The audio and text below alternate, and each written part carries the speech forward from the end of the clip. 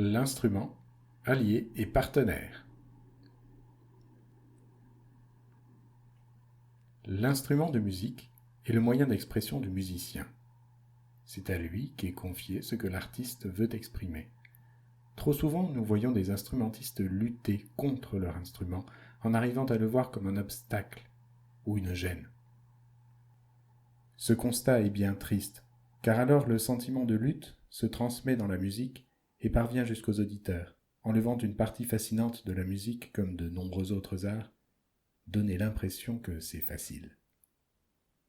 Les chanteurs et chanteuses ne sont pas forcément une exception, c'est même parfois pire, car alors lutter contre sa voix, la contraindre par la force, revient à lutter contre une partie de soi-même. C'est alors que de nombreuses blessures peuvent arriver.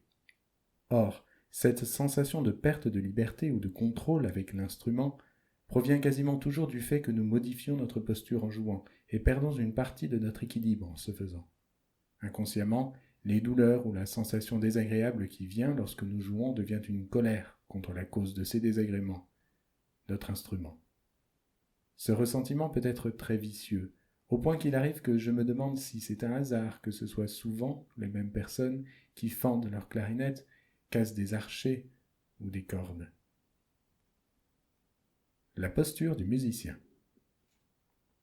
Comme j'en ai parlé dans l'article sur le corps, il s'agit du premier instrument du musicien. Il est important de trouver une position neutre, optimale pour notre corps. D'après mes observations et mon expérience, il y a 3 critères à remplir qui permettent de déterminer si la posture optimale a été trouvée.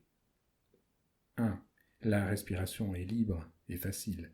Les mouvements inspiratoires, notamment, ne font pas participer les muscles inspirateurs superficiels, uniquement le diaphragme. 2.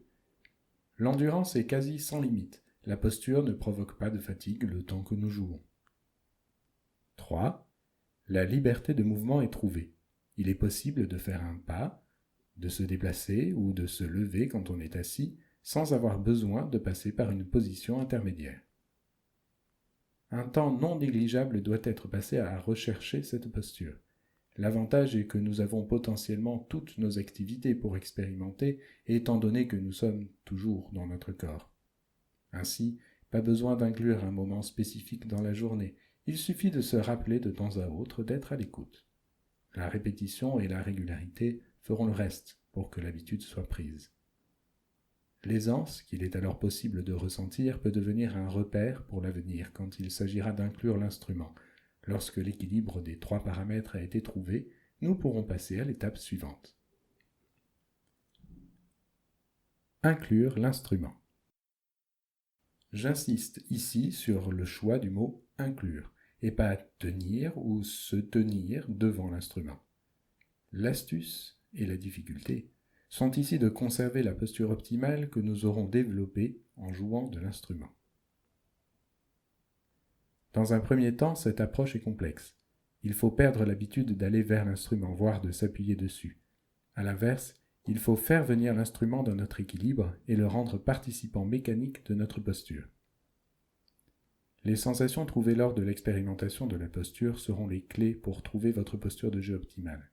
Afin de simplifier la tâche, il est envisageable de repérer un seul élément qui pourra être la position de la tête ou du bassin par exemple, et sentir ce qui a tendance à être modifié lorsque nous ajoutons l'instrument. Petit à petit, c'est l'ensemble du corps qui devra être observé. Une nouvelle fois, le travail devant miroir ou en se filmant sera très utile. Les difficultés techniques. En arrivant devant une difficulté technique, c'est là que ressurgissent toutes nos tendances naturelles. En effet, nous avons le réflexe, dans une situation de difficulté, à nous focaliser sur un point précis. Cette tendance nous fait perdre de vue la globalité de la posture. Lorsqu'une difficulté nous fait perdre de vue l'ensemble de la posture, nous perdons nécessairement au moins un des paramètres. Respiration, endurance, liberté de mouvement. Cela se manifeste de différentes façons selon le ou les points concernés.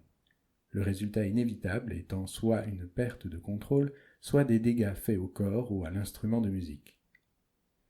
Il est salutaire de repérer la tendance que nous avons lorsque nous rencontrons une difficulté. Dans la plupart des cas, Il est inutile de jouer tant cette tendance est fermement ancrée. Imaginez-vous simplement en train de jouer une partie difficile et notez les changements dans votre corps. La cage thoracique, la nuque ou les épaules semblent-elles se raidir? Vous sentez-vous partir en avant, en arrière ou sur un côté? Votre respiration devient-elle différente? Selon les réponses que vous trouverez à ces questions, vous connaîtrez votre tendance. En arrivant à un passage difficile, vous saurez quoi guetter. En être conscient est le premier pas vers la résolution. Pour conclure, la posture concerne l'ensemble du corps. C'est de ce point de vue global qu'elle doit être envisagée. L'inclusion de l'instrument dans la posture doit être faite de manière progressive et avec la volonté sincère de ne faire qu'un avec lui. De cette façon, nous ne lutterons plus contre notre instrument. Nous en ferons réellement un allié avec lequel nous relèverons les plus beaux défis musicaux et transcenderons nos capacités. Cette relation apaisée nous permettra d'être uniquement préoccupés par l'expressivité qui sera facilitée. Bonne pratique et n'oubliez pas de vous amuser.